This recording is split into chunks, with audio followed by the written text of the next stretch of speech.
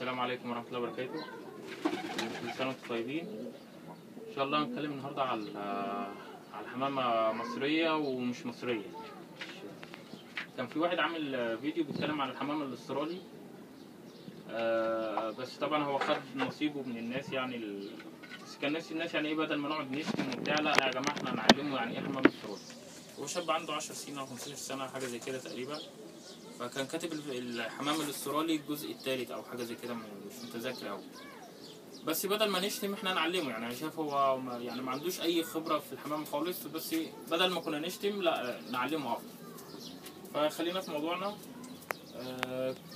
الحمام الاسترالي هي حمامه موجوده في وسط في اي بيت عند اي غاوي كلام زي كده، بس هي مش اساسيه، مش بيت، مش حمامه مصريه من ضمن الحمام الوزار او البول او كلام زي كده. لان انت ممكن تجيبها من اي حمامه وزار، هتحطها مع اي حمامه ثانيه هتطلع لك الحمامه اي حمامه عظمها قصير، احنا بنقول عليها استرالي. يعني لو جبت اسود وزار اديته الاحمر وزار هيطلع لك حمامه لونها بني وسلاحاتها غريبه كده. فلو وريتها لاي غاوي هيقول لك دي استرالي، مع ان ابوها لو حطيتهم على اي حمام ثاني مش هينفع، واحسن ما تدخلش الحمام على بعضه. بس انا عشان عايز اوصل لك المعلومه، هي ازاي مش بيت اساسي بس بيت ثابت؟ هي بيت مش اساسي لان هي مش من ضمن الحمام المصري، ومش اساسي لان هي جايه نتيجه دخول حمام في بعض. ولو حطيت استرالي على استرالي يطلع لك استرالي. طب ميزه الحمامه الاسترالي دي ايه؟ هي موجوده في اي مكان ليه يعني، او ايه ميزتها؟ هي الحمامه دي تنفع مع اي غاوي بادئ حمام جديد. ليه؟ لاربع اسباب او 3 اسباب ممكن نقول مع بعضينا نقول. السبب الاولاني هي حمامه يعني منتجه جدا، يعني تشيل الزغلولين من تحتيها تلاقيها حطت حصوتين، فهي في الانتاج بتبقى ما شاء الله سريعه. تاني حاجه الحمامه دي مش محتاجه خدمه، يعني مش محتاج مثلا ان انت تاخد الحصى تحضنه او كلام زي كده، لا انت كل اللي انت بتعمله تنظف لها مكانها وتحط لها الاكل والميه بس، وهي بتقوم بكل اللازم، سواء من زغليلها، والزغليله اول ما تطلع تبص تلاقي زغليل بيتنهار، مش محتاجه مجهود. طب وتالت حاجه، هي سعرها في متناول اي حد، يعني سعرها مش غالي، تقدر تعملها من 80 ل 120 جنيه، يعني في الحدود دي في الوقت اللي احنا فيه ده دلوقتي، وسهله تجيبها من اي حد يعني، وموجوده كتير في السوق. والسبب الرابع اللي هو الاهم حاجه، الحمامه دي هتعلمك النش ازاي. مفيش حد ما بينشش حمام ما عندوش استرالي. حمامه نفسها طويل وبتنجي وبتسحب، حمامه 100 او ممتازه جدا في النش. واي حد عنده حمام بينش حمام لازم يكون عنده الحمام الاسترالي. طب نرجع لموضوعنا، ايه قصه الحمام الاسترالي دي؟ الحمامه الاستراليه دي لو بص، هما نوعين، نوع عظمه طويله بنقول عليه استرالي، وفي العظمه القصيره برضه احنا بنقول عليها استرالي. طيب الاتياب ايه اللي موجوده في العظمه القصيره؟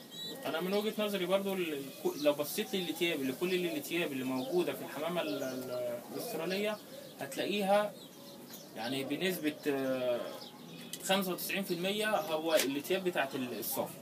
يعني هتبص تلاقي استرالي برقبه حمراء، استرالي برقبه زرقاء، استرالي برقبه خضراء، استرالي نقش، استرالي مدبر، استرالي حجري. تلاقي كل الاتياب دي هي موجوده اساسا في الحمامه بتاعتنا اللي هي اهم حمامه، ملكه الحمام اللي هي الحمامه الصافي. طيب دي نقطه كده، احنا عرفنا الوانه وتيابه. اوريك برضو كام فرد كده استرالي.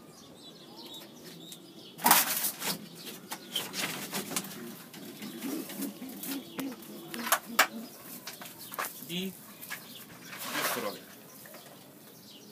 شايف عظمتها عامله ازاي؟ طبعا العظمه اللي كانت في الفيديو كانت طول كده، ادي الاسترالي، ده العظمه اللي ايه، ده الاسترالي وعظمه صفراء. عامه يعني الاستراليات اغلبيه عينيها بتبقى حمراء او صفراء، يعني لو بصيت كده تلاقي يعني اغلبيه الحمام الاسترالي ده يعني يا اما صفراء يا اما حمراء، وده داخل نتيجه دخول الحمام في حمام. تمام. في مثلا استرالي برقبه حمراء اهو، دي رقبه حمراء. تمام. الفرد التاني كانت عينيه صفراء، ده عينيه حمراء. تمام.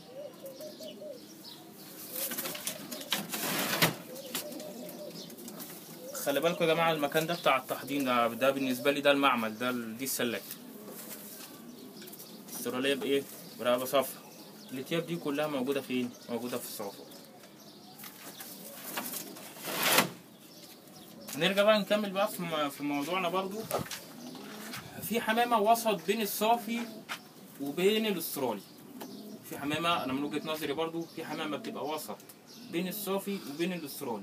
ايه هي الحمامة دي يا جماعة؟ اللي هي العوادات. وانا من وجهة نظري انا اي عيب في الحمامة الصافي بتتعزل كده، ما بنقولش عليها صافي، بنقول عليها عوادات. يعني مثلا تيجي فلان يقول لك انا عندي اصل حمام مش عارف اعمل كذا، ده عوادات ولاد صافي. لا، انا مش عايزك تحلل البضاعة بتاعتك. انا عايزك تبيع بما يرضي الله، او تتكلم حد على حمامه بما يرضي الله تتكلم. ما تقوليش عوادات ابن صافي او صافي ابن عوادات، لان ممكن العوادات دي الحمامتين الاستراليات اللي انا وريتهم لك دول لو دخلت عليهم صافي هيطلعوا لك عوادات. فما تقوليش عوادات ابن صافي ولا كلام زي كده. العوادات المظبوطه بيبقى عيب في الحمامه الصافي، فعشان كده بنقول عليها عوادات. تاني،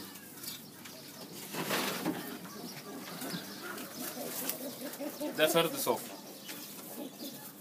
واخد بالك من الطوب عشان انا هوري لك نفس الطوب ده بس عوادات. باين كده في محمود عندك؟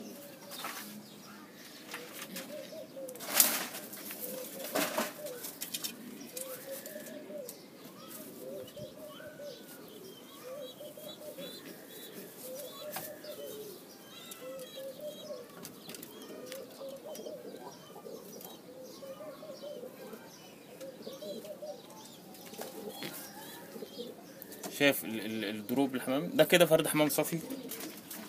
انت شايف الطوب دون، هوري لك نفس الطوب دون بس فيه عيب، فبيتقال عليه ايه؟ بيتقال عليه عوادات.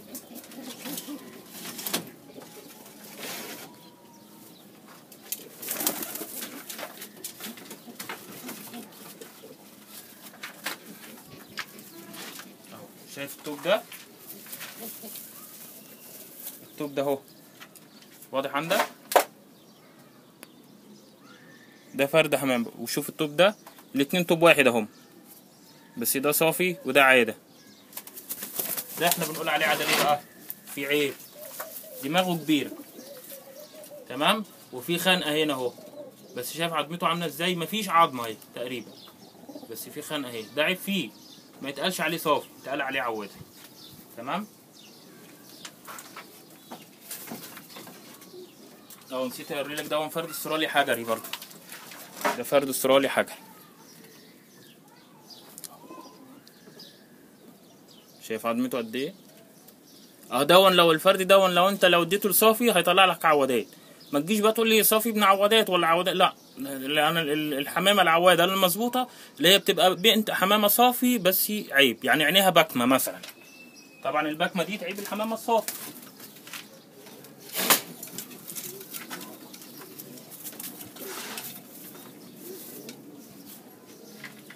دي برضه عواده برقبه صفري. تمام. ده نفس الطوب تقريبا، نفس الطوب الذكرين التانيين اللي انا وريتهم لك، بس ده عاده بيتقال عليه عاده ليه؟ شايف دماغه قد ايه؟ دماغه كبيره جدا، ما يتقالش عليه صافي.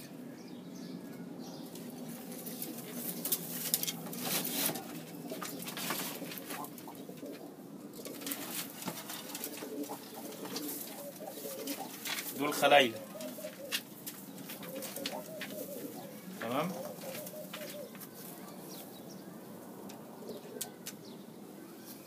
ما تقولش عليه دول صافي بقى، ده ما يتقالش عليه صافي ولا يتقال عليهم زي ما انت ما شايف. بص بقى ده عشان مظبوط.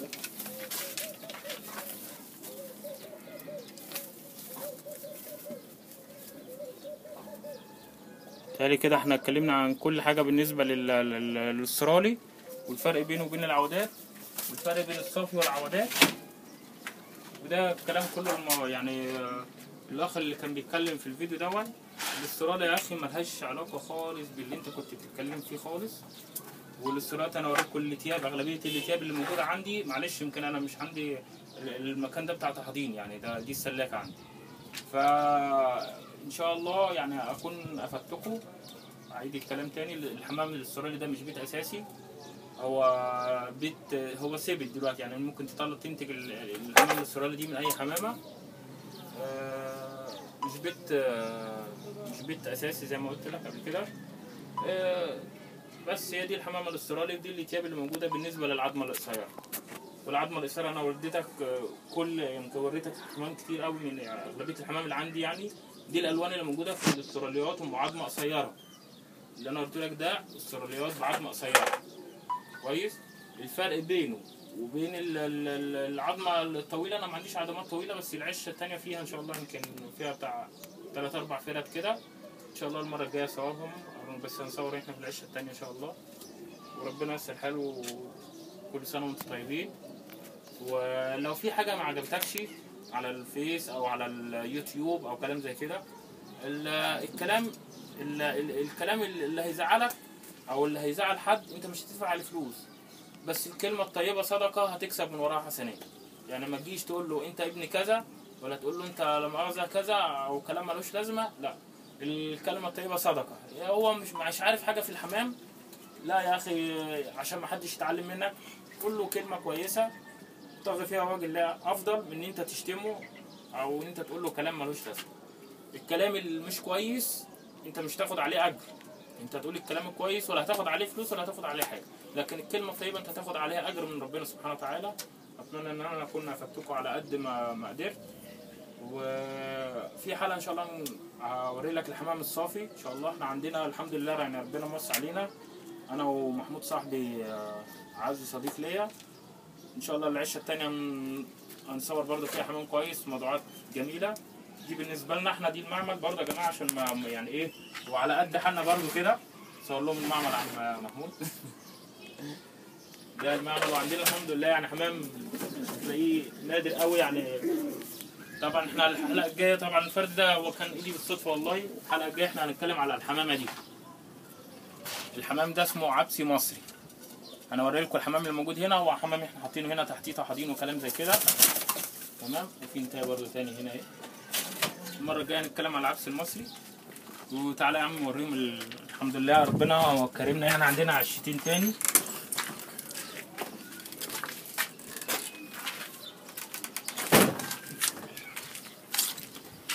ادي في عشه فوق يا جماعه اهي.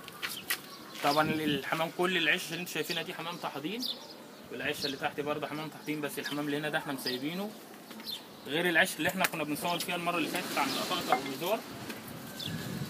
واقول لكم كل سنه وانتم طيبين. وخلاص فاضل حاجه بسيطه قوي على الفطار. وزي ما قلت لك قبل كده الكلمه طيبه صدقه. يعني حاول على قد ما تقدر يعني ما تزعلش حد. الكلمه الوحشه انت مش هتاخد عليها فلوس، بس الكلمه الكويسه انت هتاخد عليها حسنات. هو مش عارف حاجه عشان تعلمه، يمكن تكسب فيه ثواب او تكسب فيه انا ثواب. وكل سنه وانتم طيبين، والسلام عليكم ورحمه الله وبركاته.